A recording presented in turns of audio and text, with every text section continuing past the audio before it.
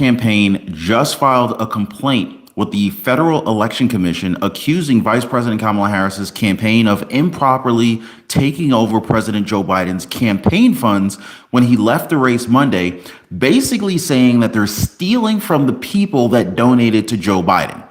CNN legal analyst Ellie Honig actually breaks it down for us. See if you believe him. Take a listen.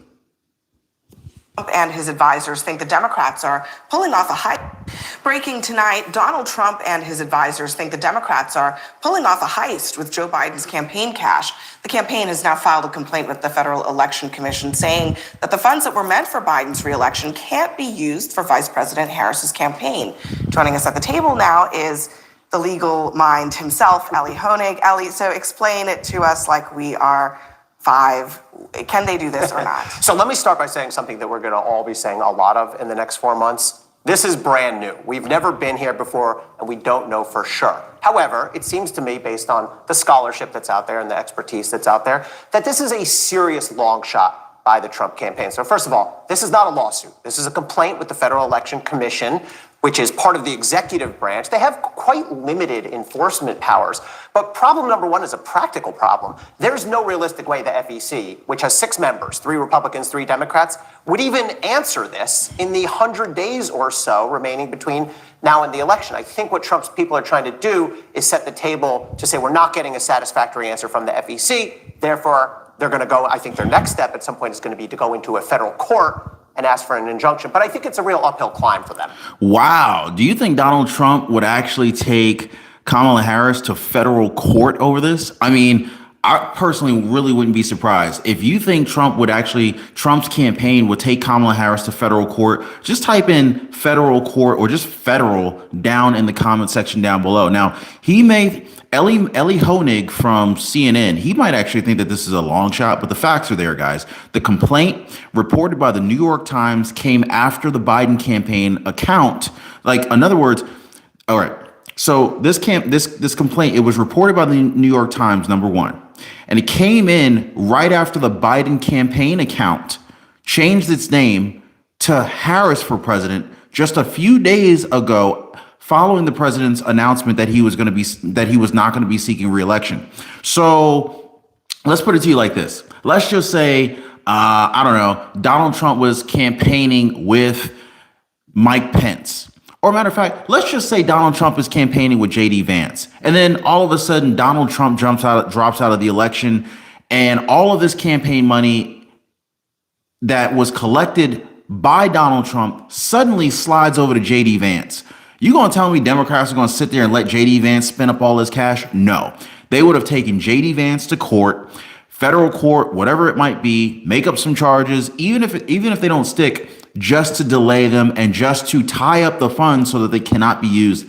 This is exactly what I think is going to happen here. Now, as Trump campaign counsel David Warrington wrote in an FEC complaint against the vice president, Kamala Harris is actually seeking to perpetrate a $91.5 million heist of Joe Biden's leftover campaign cash, probably because she can't raise her own, a brazen money grab that would constitute the single largest excessive contribution and the biggest violation in the history of the Federal Election Campaign Act of 1971 as amended. Now, I mean, like, they're just starting off with this Harris campaign already, and they're already raising all sorts of corruption and fraud questions. How do you start your campaign out like this, guys? A couple of other big stories that I want to talk to you guys about before we dive deeper into this situation here. We actually got word that the Secret Service has plans to increase security at Pennsylvania's Trump rally due to copycat fears. So basically, former President Donald Trump, he's scheduled to speak in Pennsylvania on Wednesday this week at a venue roughly 200 miles from where an attempt was made on his life earlier this month. Experts have informed Fox News that security will be significantly increased due to heightened scrutiny of the U.S. Secret Service and concerns about potential copycat assassins. Now, you can bet that the FBI and the Secret Service are going to be all over this. Because, I mean, heads are already rolling. I mean, look at it like this. Christopher Wray, who's like, was director of Christopher Wray, director of the FBI, his head is basically on a platter right now. Many folks are calling for his resignation or even to fire Christopher Wray over the failed assassination attempt against Donald Trump. You can bet your bottom dollar FBI is going to be all over this return of Donald Trump, putting his life back at risk in the very same state where we almost lost him about 2 weeks ago. Kevin Malloy, and let me know, are any of you guys concerned about Donald Trump going back to Pennsylvania where the previous assassination attempt was taking place? If you're concerned, type a Y. If you're not concerned, you think Donald Trump will be fine, just type no. Kevin Malloy, a lot of people are saying Trump should not go back to Pennsylvania, but a lot of people are saying Trump should not allow them to put fear into him and he should go to Pennsylvania anyway. So if you think Trump will be fine, type yes. If you're concerned about, if you think Trump will be fine, type yes. If you don't think Trump will be safe, type no or just type it in. All right. Kevin Malloy, a former Secret Service agent with the State Department, explained the phenomenon of copycats to the news channel. He stated, quote, "You have the expression copycats. They say, look at the attention that would-be assassin Thomas Matthew Crooks got. And they say, I want that attention." So, end quote. So Malloy emphasized the risk by adding, quote, "I'm not sure that the Secret Service has amped up their efforts because, you do have the fear a little bit of copycat out there. He got that close to ultimate success that easily. Maybe I could do something," end quote. Now, the fear of another attempt on Donald Trump's life is not unfounded. Historical precedents show similar patterns or threats. For instance, within 3 weeks before President John F. Kennedy was assassinated by Lee Harvey Oswald, there were assassination plots against him thwarted in Chicago and Miami. These incidents were revealed through interviews with former Secret Service agents conducted by CBS Miami and ABC Chicago. Let me know if you guys believe Lee Harvey Oswald was really the person who assassinated John F. Kennedy. Let me know if you guys believe that. In a recent and deadly escalation of conflict, Hezbollah launched a severe rocket attack on Israel just hours ago, breaking the deadliest incident in months. The Israel Defense Forces, the IDF, reported that the Iran-backed Hezbollah targeted a soccer field filled with children in Majdal Shams, a northern Israeli town near the Syrian border. This tragic event resulted in at least 11 deaths and 29 injuries, many of whom were believed to be kids.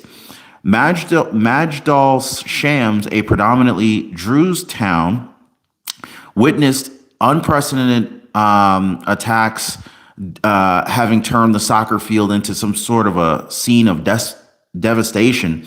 The incident stands out as the most significant loss of life in the northern region since Hezbollah joined forces with Hamas, which is another entity, on October 7th. Now, Donald Trump unveils cryptocurrency plan at the Bitcoin 2024 conference. Former President Donald Trump basically unveiled his plan for cryptocurrency while making history as the first major party candidate to address the annual cryptocurrency conference. So during his speech earlier today, he also attacked Democrats for trying to obliterate cryptocurrencies. Now, let me know if you are with Donald Trump in support of cryptocurrencies. A lot of folks are, let's just say, very concerned about the government rolling out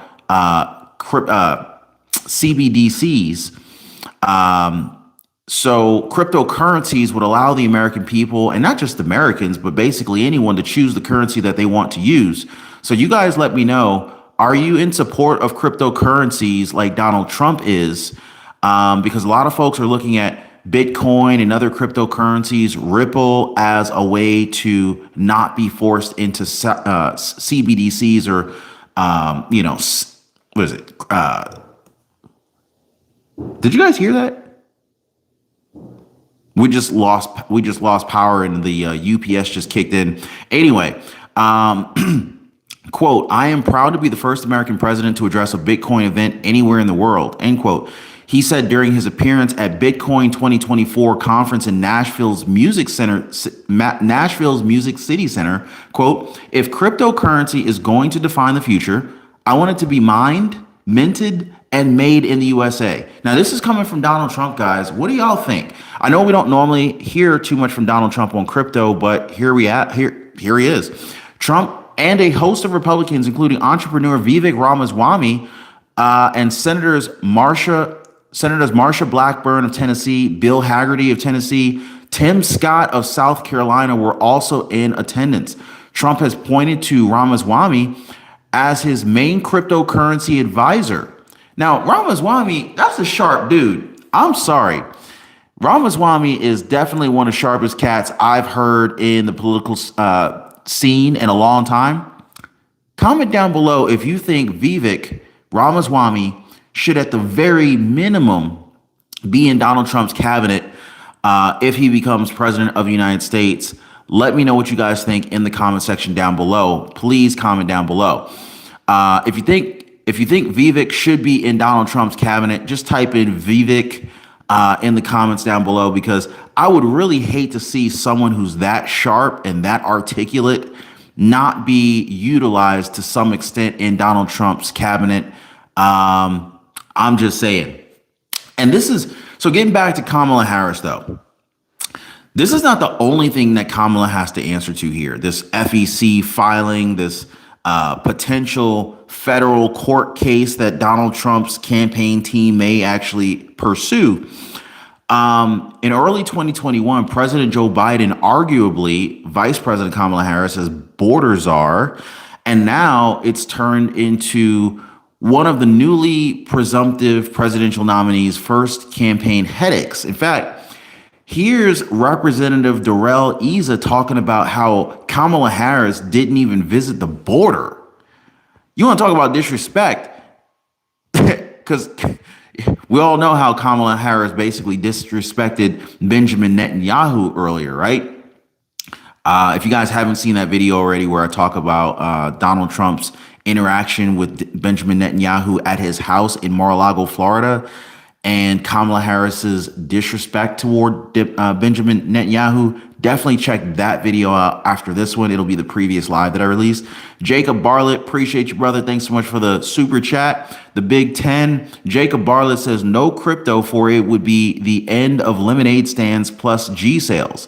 Not to mention that welcomes social ratings, then house arrest since you can't pay to go anywhere. Appreciate your comment.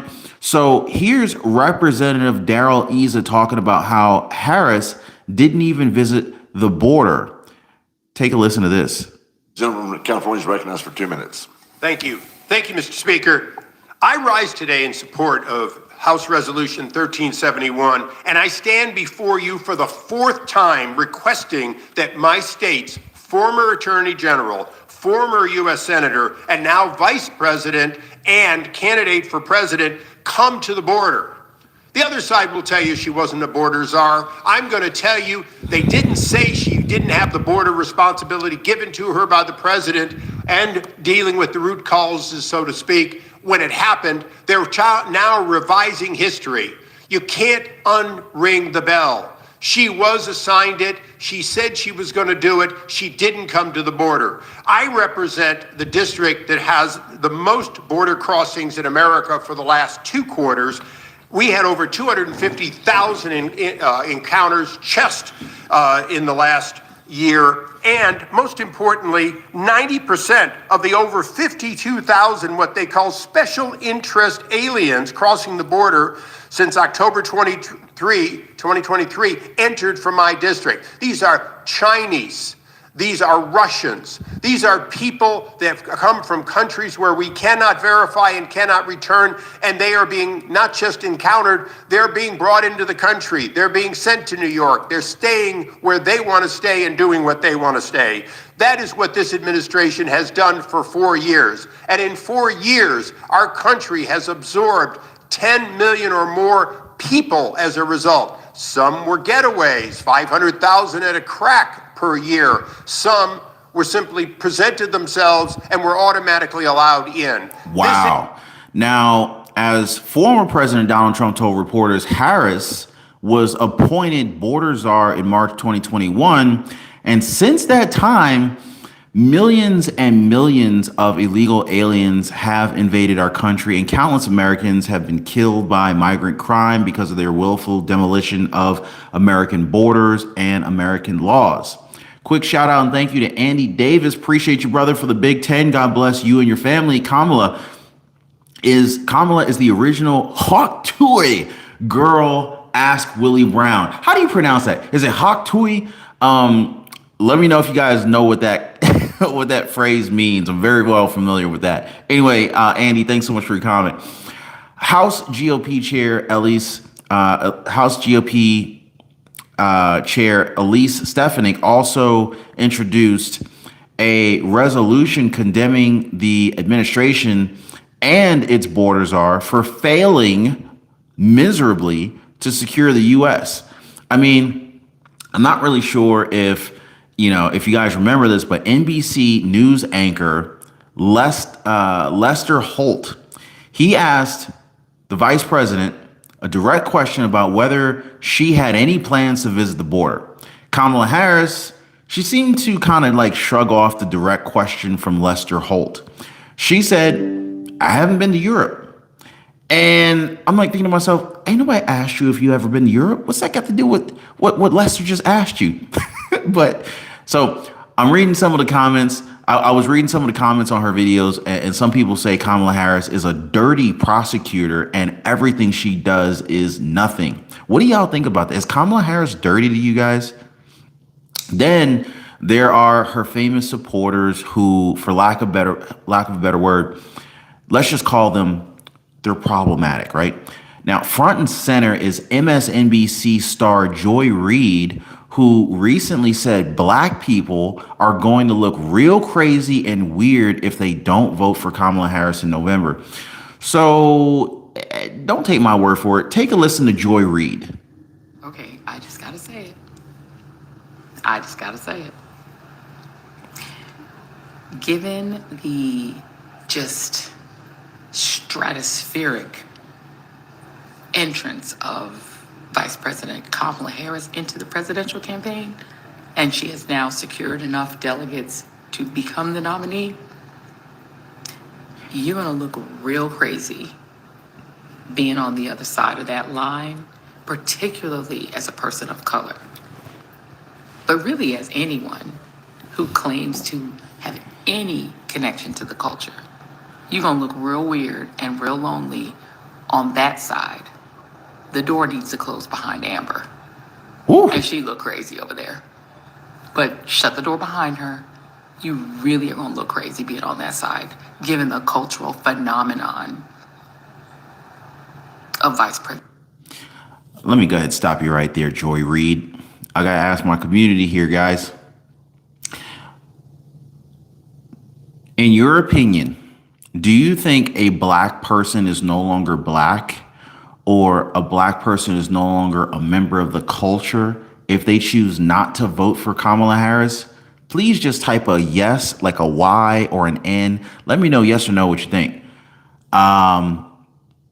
Because, I mean, to me, this seems like complete BS. And then you got Joy Reid who is Joy Reid to dismiss Amber Rose for having her own opinion if she chooses to support or not support Kamala Harris? Like, what difference does it make? I mean, like, clearly she's mad because Amber Rose didn't support Kamala Harris. And she's mad because she thinks all black people think alike. And she's going to Amber Rose is going to somehow manipulate all the black people into thinking that they shouldn't vote for Kamala Harris. I don't tell nobody to vote for anybody.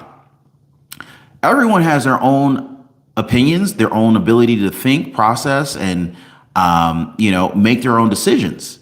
So I'm pretty sure whether Amber Rose votes for Kamala Harris or not, they're going to make their own decisions. But Joy Reid, she just loses her mind here and makes this blanket statement that black people are no longer part of the culture, or they've basically deculturized themselves by not following the lies of Kamala Harris and company. But sure enough, Reid's finger wagging demands quickly sparked a lot of accusations of race baiting and a furious backlash against being told to vote along racial lines. Like, how ancient and brainwashed is this? You know what I'm saying? Now, for one, Amber Rose, she responded in a now deleted tweet. Hi, Joy Ann Reid. I have never said I wasn't black. I said I identify as a biracial. I'm not going to invalidate my white father to make you feel more comfortable. Stop being a race baiter. Your president does enough race baiting for all of us. So this is what Amber Rose wrote on her X account, aka Twitter. Now, as for the other X comments, an account by the name of Prodigy Futures brought up a very good point. No merits, just special boxes being ticked. Let me know if you guys agree with this, just yes or no. Black, check. Woman, check. First black woman, check. They don't vote for the issues anymore. So that was one of the comments on X. Then you have another person saying, oh, absolutely not will I fall in line. Another defiant one. Now, another comment said, as a minority woman, I will not vote for someone who pushes progressive policies. Thoughts, comments, guys? What do y'all think? Oh, and don't forget, Joy Reid was also the one who suggested that Joe Biden's brush with COVID was as heroic as Donald Trump's defiance in the face of an assassin's bullet. She even suggested that the Secret Service had conspired with Donald Trump to allow him to get a photo op in the seconds after he was shot at by his campaign rally in Butler, Pennsylvania on July 13th. So in other words, they're trying to say that this was all a hoax. This was all planned. This was a setup. The Secret Service or the FBI was in on Donald Trump's. Come on, guys. This is what she's saying. She is saying, Joy Reid is saying, how many of y'all like Joy Reid? Does anybody respect Joy Reid? Joy Reid is essentially saying Joe Biden's brush with COVID was as life-threatening as Donald Trump's, the bullet that grazed Donald Trump's ear. Do you agree with Joy Reid on that? That Biden's COVID was as life-threatening as the bullet passing by Donald Trump's ear? Y'all, we've all seen the video a million times. That was real. That was not fake. In Joy Reid's words, Donald Trump is an elderly man who, for whatever reason, was given 9 seconds to take an iconic photo op during an active shooter situation. Let me know if y'all think Joy Reid just sounds like a straight up hater. And she's mad that the bullet didn't hit its intended target. And number two, she's mad that Donald Trump somehow managed to live and capitalize off of their horrific act. I mean, when you read stuff like this about the presumptive Democratic presidential and their celebrity supporters, it's no wonder why people are starting to call them the dirtiest party in American history. What do y'all think? By the way, if you haven't already, I know we're like 20 minutes into the video, hit the like button if you haven't already. Also, make sure you're still subscribed. A lot of people getting unsubscribed in their sleep. I don't know why it's happening, but it's not me, guys. I'm not going in unsubscribing nobody, so don't blame me. But look down below, make sure you're still subscribed. Terry Stratus, what's up, man? Appreciate your super chat. So Terry Stratus says Joy is not a journalist. She's a protagonist. I think you might mean protagonist. Anyway, Terry, appreciate you. Thank you so much today. But what do you guys think about that? What do you guys think? Okay, so the biggest news first. The Trump campaign filed a very controversial complaint with the FEC, accusing Vice President Kamala Harris's team of swooping in on President Joe Biden's campaign funds the moment he stepped out of the race. Now, it was all in the headlines with the New York Times reporting that Joe Biden's campaign account didn't just get a new name, it transformed into Harris for President right after Joe Biden said he wasn't running again. Now, Donald Trump's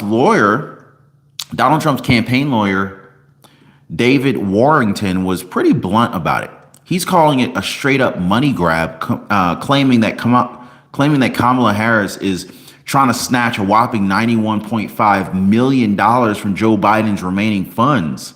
Talk about scraping the bottom of the barrel and is that stealing, guys? Y'all let me know. Is that theft? Is that stealing what Kamala Harris is doing with Joe Biden's campaign funds? Think about if you were a campaign donor and you donated to someone who dropped out the race, wouldn't you want a refund? I would want a refund, at least a prorated refund. Like, what's up with that? You just gonna scoop up my funds that I gave to somebody else? I'm just saying. Lori Peterson, thank you so much for the super chat. You are amazing. God bless you. Happy Saturday. So according to Donald Trump's campaign lawyer, it's not just bold. It is the single largest excessive contribution and the biggest violation in the history of the Federal Election Campaign Act of 1971. So now the lawsuit is aiming to block Harris's access to the war chest. Even though some experts in the campaign finance, they think Harris has every right to use the money since she was Joe Biden's VP pick. The final call from the FEC is still up in the air, so I'll definitely keep you guys posted, let you guys know what they decide, but it's unclear what the FEC will finally rule. Do you guys think that Kamala Harris should have access to this money? $91.5 million. Let me know, guys. So the complaint is also demanding a criminal investigation of conduct. Could we see Kamala Harris become a felon like Donald Trump has become a felon by definition? So the complaint is also demanding a criminal investigation. So we're going to see what happens with that. They argue that renaming the committee for Kamala Harris is already a form of fraud in and of itself. Now, I'm pretty sure the normal, everyday, average American like me and you, if we were to go ahead and change bank accounts, just go ahead and bump somebody else's name off their bank account and then start spending up their money, that might be kind of frowned upon, and we might find ourselves thrown up in jail. But if you're Kamala Harris and you're buddy with Joe Biden, maybe the rules are a little bit different. Look at Hunter Biden, right? But they're also saying that Joe Biden should be the one refunding his contributions, not just handing them over to Harris. So if y'all think, because this is what Donald Trump's lawyer is saying, if y'all think Kamala Harris should be obligated to refund those campaign funds, $91 million, guys, just type in refund in the comments. Otherwise, if you don't type in comments, I'm going to assume that you think that she should have access to this money and she should be able to spend that $91 million toward her own campaign, even though it was donated toward Joe Biden. Warrington, he didn't mince any words with his statement, claiming that Kamala Harris campaign, they're on track to commit the largest campaign finance violation in American history. And she's basically using the commission's own forms to be able to pull it off. I mean, seriously, guys, the American people have a lot of questions, and I hope Kamala Harris's campaign can answer them before they even declare the vice president as the official candidate of the Democratic Party in a couple of weeks. I mean, what do y'all think? What do y'all think would happen if Donald Trump were to do this? You know what I'm saying? Like, do you want these questions answered like I do? Let me know, guys. Now, another concern with Vice President Kamala Harris is her problematic performance in her capacity as what Republicans have called Biden's border czar. As former President Donald Trump put it, Harris as appointed border czar. I'm going to get this right, guys. Harris as appointed border czar in March of 2021. And since that time, millions upon millions of illegal aliens have invaded our country, and countless Americans have been killed by migrant crime because of her willful demolition of American borders and laws. Let that sink in for a second, right? I mean, the Biden administration's early infighting, blame shifting, and indecision around their border response doesn't exactly help her either. Just recently, House GOP Chair Elise Stefanik introduced a resolution condemning the administration and its border czar for failing miserably to secure the U.S. Now, how do we get here, right? You see, back in March 2021, President Biden asked Vice President Harris to handle coordination with Guatemala, Honduras, and El Salvador, since they were basically big sources of migration to the border. Now, this move quickly led to a mix-up among the media and some confusion in the White House itself about how hands-on should Harris be. Soon enough, Republicans and some media news outlets like Axios started dubbing her as the border czar. That nickname caught on, especially among conservatives, and soon after, by spring 2021, as the situation at the border escalated into a full-blown humanitarian and political crisis, the calls became louder and louder for Kamala Harris to visit the border. Meanwhile, did y'all hear Kamala Harris say, "I'm not the border czar. I'm not in charge of the border. I'm not." She was taking credit whenever credit could be taken. But now that things aren't working out so well, it's like, I ain't call myself the border czar. Who called me the border czar? You see what happens, right? Meanwhile, immigration remained a pressing issue, with a Gallup poll showing that for the first time in almost 2 decades, a majority of Americans are now saying that there should be less immigration.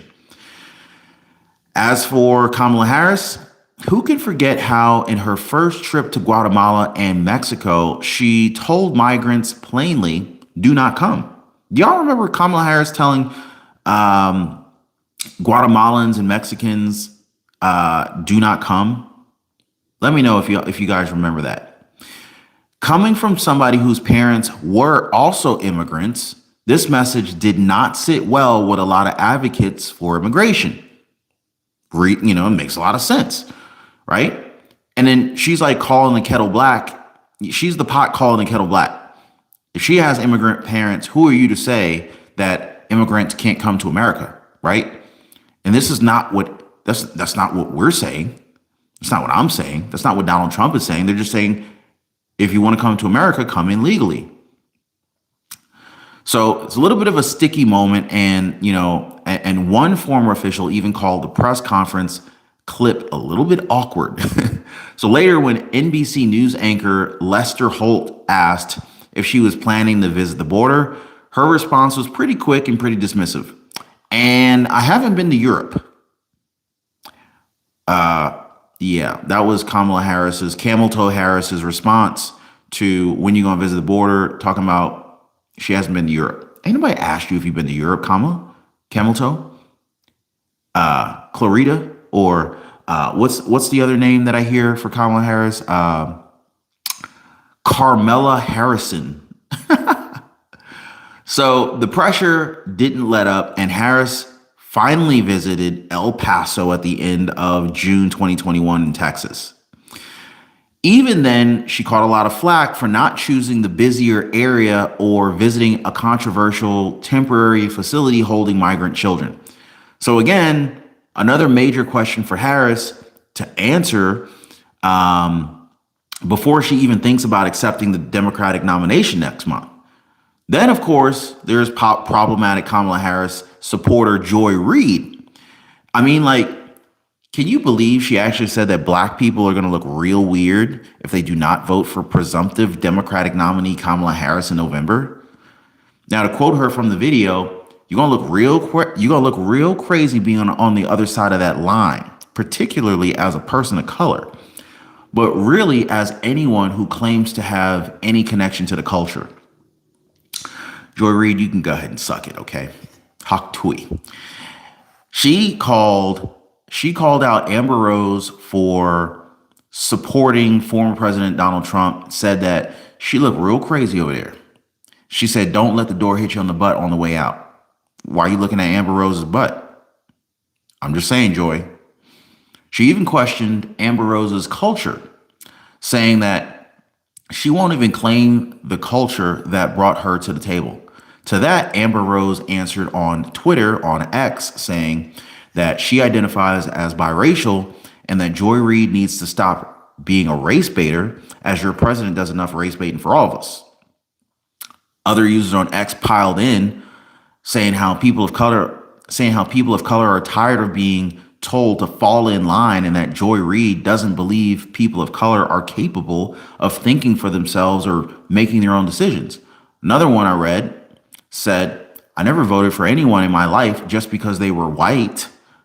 Why would I vote for someone just because they're not? And honestly, guys, I got to agree with that. I never voted for nobody because they're white. I'm not going to vote for someone because they're not. Now, I personally think that we should vote based on issues. Okay? Like my friends say, if America wants a better life, free of illegal immigrants, lower crime, lower inflation, a stronger economy, do the sensible thing and consider your options. Vote for Mr. Trump is what some folks are saying. Many people say he loves his country and the people in it, and to forget the indecent attempt to jail him and what others are calling the fake lawsuits, vote for a man who's not scared to love and promote his country. That's what a lot of my friends are saying. Andy Davis, appreciate you, brother. Appreciate the Big 10 on the super chat. Let's see. Gove Catalia 5 of this. She's cool as hell. Appreciate you, Andy Davis. You are the man, brother. Happy Saturday. God bless you and your family. I think you mean give Catalia 5. She's cool as hell. Appreciate you. Anyway, but what do y'all think about this? Is there even a question of the better choice between Trump and Harris? Word salad Harris, Camel Toe Harris, Carmela Harrison. Comment down below your favorite Kamala Harris nickname. Let me see who's got the most unique nicknames for Kamala Harris. I'm pretty sure I have not heard them all. So let me know what your favorite Kamala Harris nickname is in the comments. And look at what other people are typing in for what Kamala Harris's nickname is in the comments, guys. Yeah, but let me know your thoughts, guys. Let me know your thoughts. Oh, and if you like this one, make sure you... What's going on, Catalia? I see you up in here.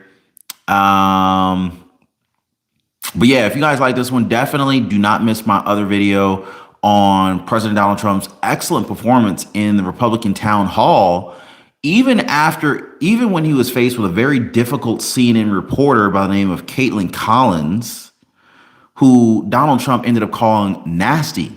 Anybody like Caitlin Collins? She's a little, I don't know, she's a little sharp at times. I'll just put it that way. But find out why Donald Trump called Caitlin Collins of CNN nasty.